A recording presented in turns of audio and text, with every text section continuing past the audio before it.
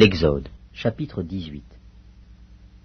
Jéthro, sacrificateur de Madian, beau-père de Moïse, apprit tout ce que Dieu avait fait en faveur de Moïse et d'Israël, son peuple. Il apprit que l'Éternel avait fait sortir Israël d'Égypte. Jéthro, beau-père de Moïse, prit Séphora, femme de Moïse, qui avait été renvoyée. Il prit aussi les deux fils de Séphora. L'un se nommait Gershom, car Moïse avait dit « J'habite un pays étranger ». L'autre se nommait Éliézer, car il avait dit « Le Dieu de mon père m'a secouru, et il m'a délivré de l'épée de Pharaon ». Jéthro, beau-père de Moïse, avec les fils et la femme de Moïse, vint au désert où il campait, à la montagne de Dieu.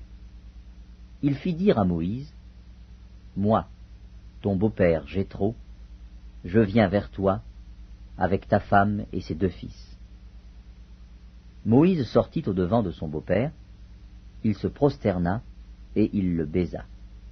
Ils s'informèrent réciproquement de leur santé, et ils entrèrent dans la tente de Moïse.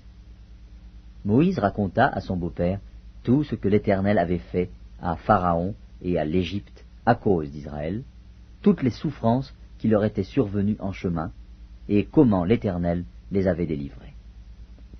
Jéthro se réjouit de tout le bien que l'Éternel avait fait à Israël, et de ce qu'il l'avait délivré de la main des Égyptiens.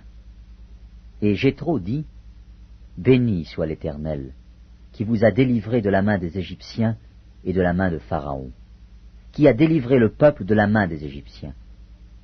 Je reconnais maintenant que l'Éternel est plus grand que tous les dieux, car la méchanceté des Égyptiens est retombée sur eux. » Jéthro, beau-père de Moïse, offrit à Dieu un holocauste et des sacrifices. Aaron et tous les anciens d'Israël vinrent participer au repas avec le beau-père de Moïse, en présence de Dieu. Le lendemain, Moïse s'assit pour juger le peuple, et le peuple se tint devant lui, depuis le matin jusqu'au soir. Le beau-père de Moïse vit tout ce qu'il faisait pour le peuple, et il dit, « Que fais-tu là avec ce peuple? Pourquoi sièges-tu seul, et tout le peuple se tient-il devant toi, depuis le matin jusqu'au soir ?» Moïse répondit à son beau-père, « C'est que le peuple vient à moi pour consulter Dieu. Quand ils ont quelque affaire, ils viennent à moi. Je prononce entre eux, et je fais connaître les ordonnances de Dieu et ses lois. » Le beau-père de Moïse lui dit, « Ce que tu fais n'est pas bien. Tu t'épuiseras toi-même, et tu épuiseras ce peuple qui est avec toi, car la chose est au-dessus de tes forces. Tu ne pourras pas y suffire seul. Maintenant écoute ma voix.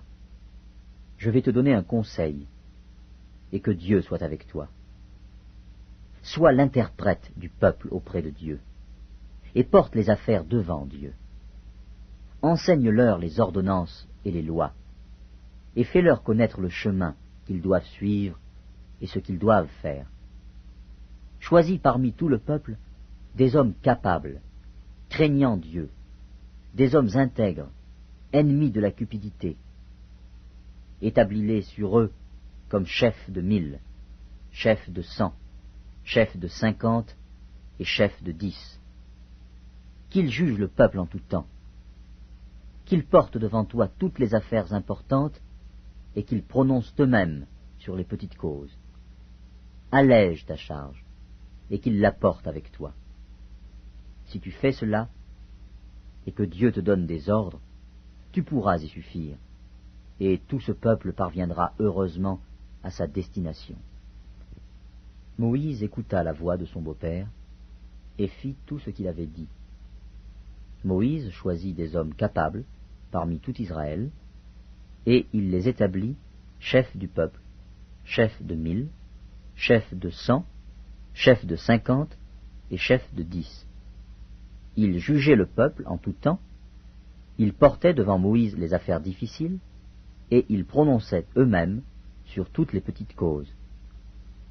Moïse laissa partir son beau-père, Et Jéthro s'en alla dans son pays.